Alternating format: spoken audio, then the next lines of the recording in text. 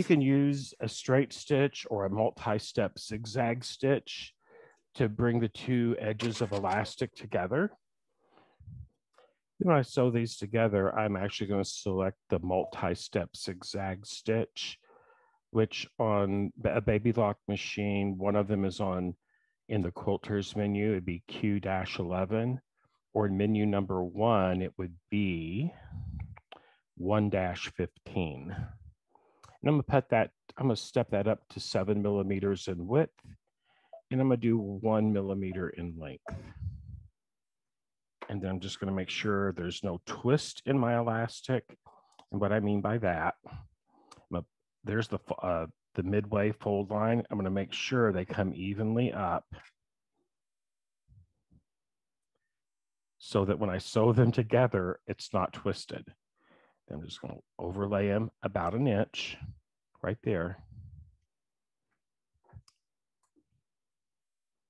And then I'm just going to use my zigzag stitch and go over it a few times, my multi-step zigzag, and just attach the elastic right there. So all this is, I use the J-foot and just a regular multi-step zigzag. As you can see there, you can kind of see that stitching right in there. But when you pull on it, I mean, give it a good yank like this and stretch it. It's not going to come undone. See, I mean, I'm pulling really hard on it. See, it's there, it's secure, it's not going anywhere. Just to get everything prepped, get your marking instrument, whether it's a Sharpie, a friction pen. We're going to mark this elastic so it's easier to put in place and use once we get to the serger. And what I mean by that, so here's my elastic I just sewn. I'm just going to fold it in half. I'm going to let it lay right there. And then I'm going to get, in this case, my friction pen, and I'm going to mark approximately right there where the half marks are. So in this case, a Sharpie works better than a friction pen, because we're never going to see this, and it's okay. So there's a mark, and these are going to be pin marks for when we attach the elastic. So you can see there, I have a nice mark on it, so it's easy to see. And then we're going to do it in the opposite direction, okay? We're going to pull it this way and line up those two black marks so that they're even. And then we're going to mark this area here as well. Because where we're going to pin this at are the front center, the back center, and the two side seams. That's what these marks are for. You can also do one more set of marks, and they'd be a quarter mark. Just remember, no one's ever going to see these marks on the elastic except you.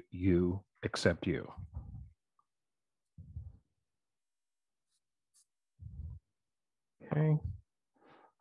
We have one more.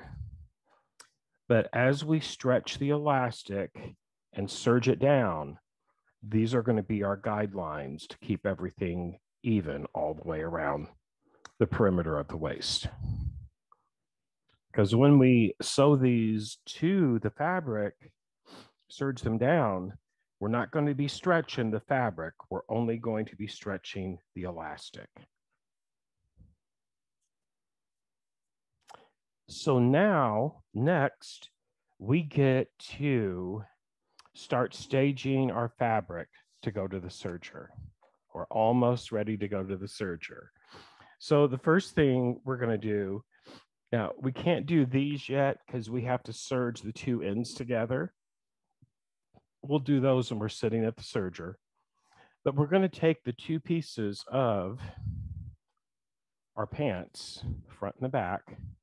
And honestly, it doesn't matter which is the front, which is the back. They're both identical.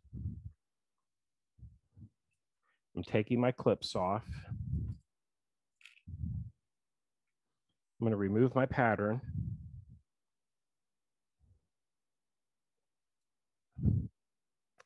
And now what I'm going to do, I'm going to put right sides together. If there is a right side, some knit fabrics, it truly doesn't matter. I'm going to get my glasses for this.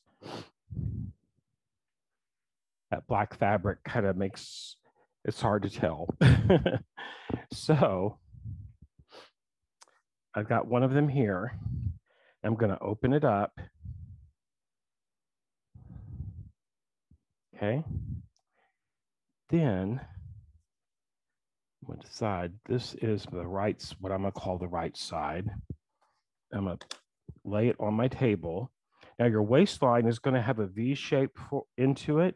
It's supposed to do that. Don't worry. It's all good. I'm going to lay that out there. And then I'm going to lay the second piece right on top, right sides together.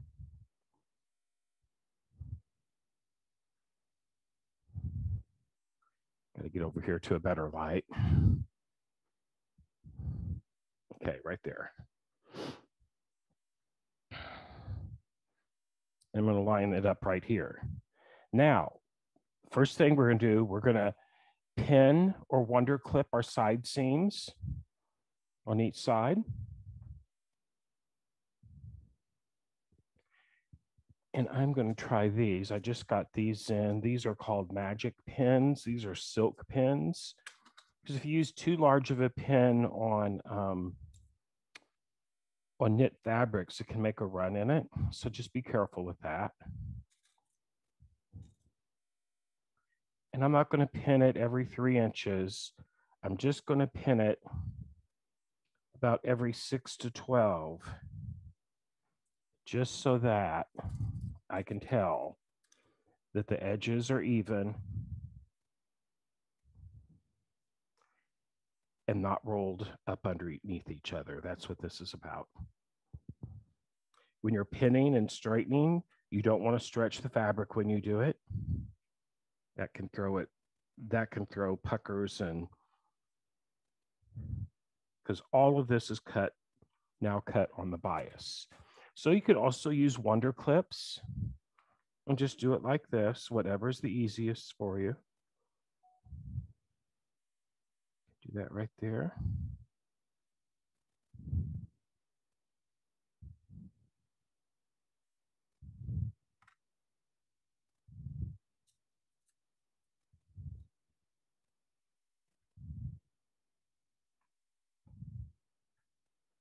And we're going to pin all 3 seams. First pin both sides.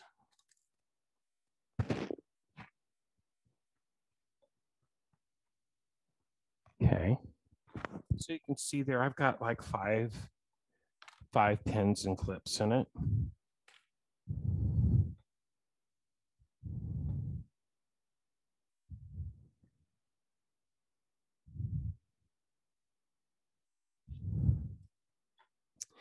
And now here's our leg opening right here. So I'm just going to go and I'm going to pin that center inseam crotch area, same way, all the way up and down. And a good way to line up the center of this seam is, pull that up a little bit. You can see there's a definite place where it goes, it makes a peak and a valley. Give me here. Here we go. And you just want to evenly disperse that all the way through. That matches up right there. So I'll put a pin in right there.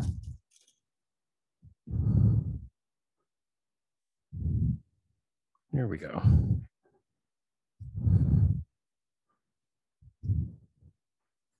I like to do match up all the ends and then smooth it out to do it in between the 3 major points that I can match up.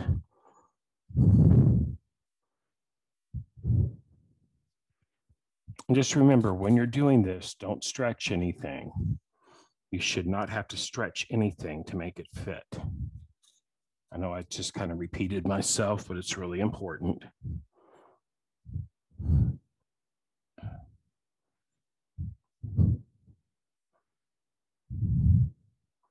because knit fabrics really like to stick to each other, that's why I like to make sure the edges on a seam are nice and lined up with pins or clips before we go over to the serger.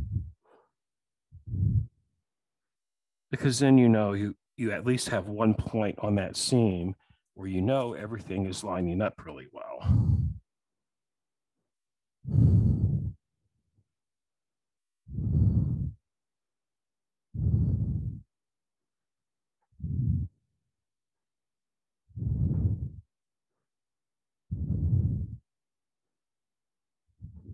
Come on, you.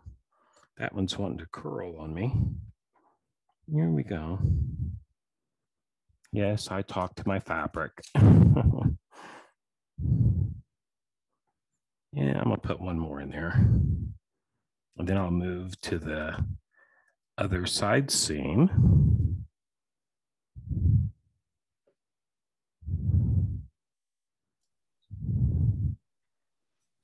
And we are going to set our stitch width all the way up to its widest setting.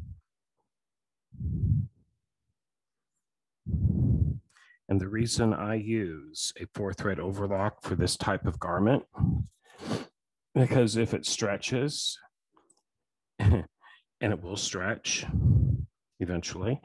Anyway, so the reason I use a 4-thread overlock is a very strong seam for this knit fabric. Well, that one went together oh so much better. Okay.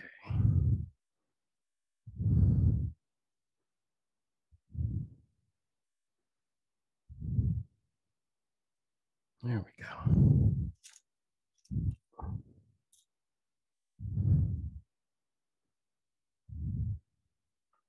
Okay.